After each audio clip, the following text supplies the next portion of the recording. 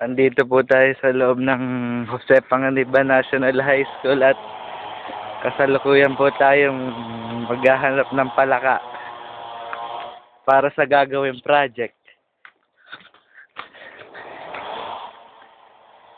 Ako po at ang aking barkada ay siyang naatasan upang maghanap po ng palaka para gawing proyekto sa isang subject. Ito po yung aking kasama. Siya po ang hunter. Nandito daw po kami. Kasalukuyan po lulukso para makadaan.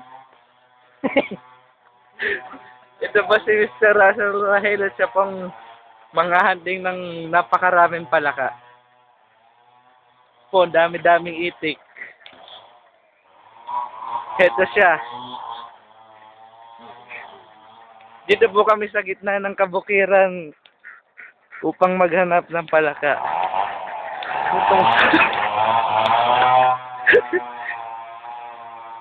Ito na po tayo.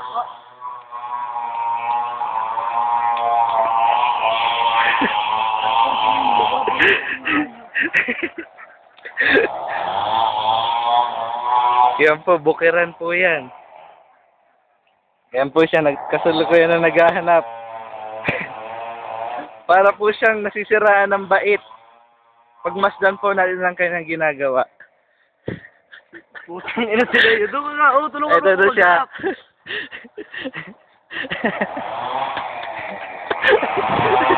Ang ina sila yun.